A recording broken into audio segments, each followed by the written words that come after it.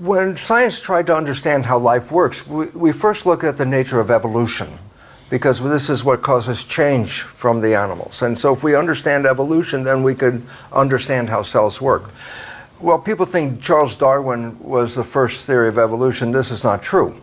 It's 50 years before Darwin, Jean-Baptiste de Lamarck, the French biologist, was the first scientist to write a theory of evolution. So the theory of evolution did not come from Darwin. The theory of evolution came from Lamarck.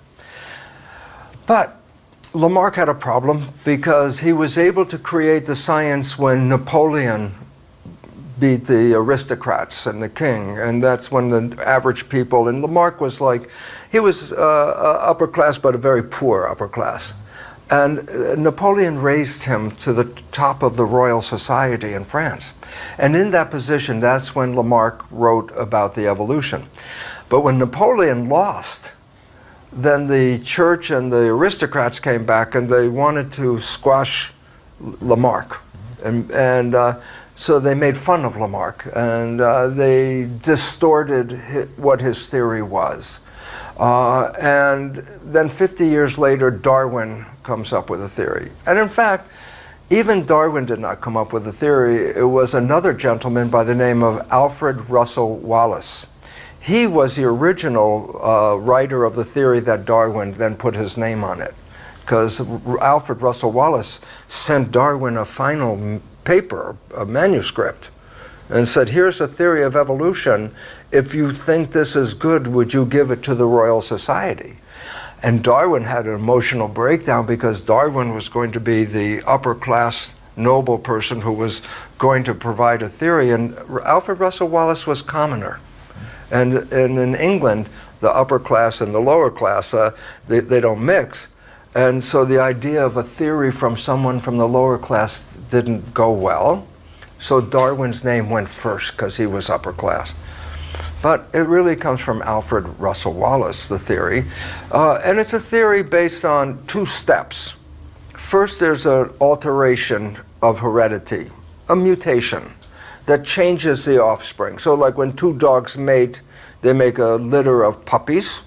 And sometimes one of the puppies, they call it the runt of the litter, the weak one, is different than all the rest.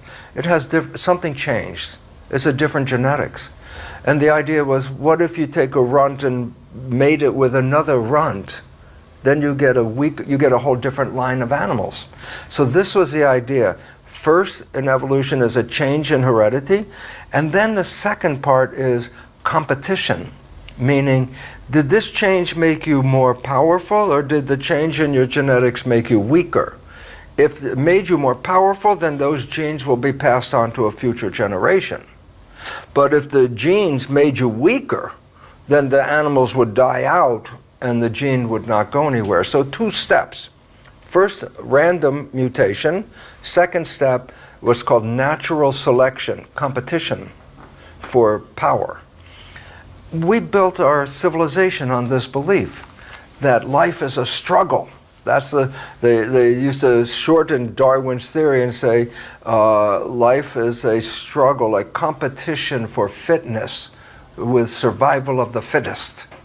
And that has become part of our culture. So everyone thinks, okay, we go out in the day and we struggle and we fight, and if we win, that was the destination.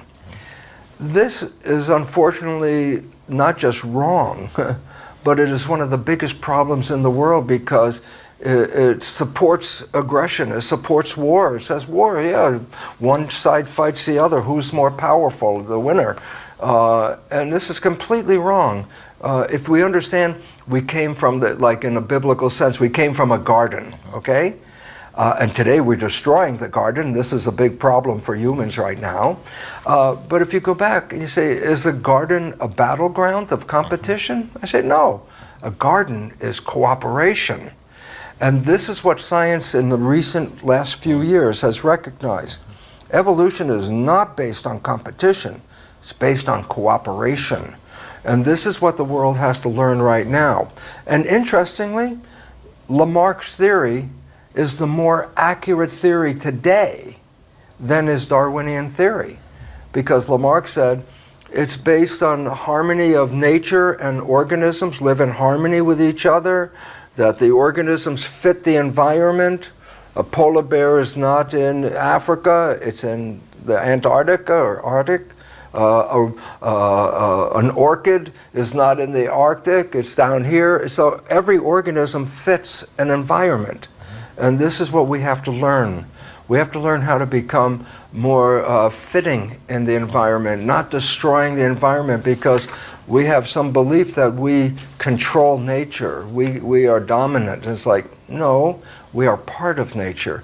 And we must learn to live in harmony with nature. We have to recognize every one of us is like a cell in the body of something bigger called humanity. That's what we're trying to evolve. And so right now, just like in our health issues, one of the biggest health issues is our own cells are fighting ourselves. That's called autoimmune disease. And that's when your cells are having a war on the inside. And we are the cells having a war on the outside. And to bring peace, they have to bring harmony of all people together, to recognize we are all part of one organism and not separate. The separation is causing the problem.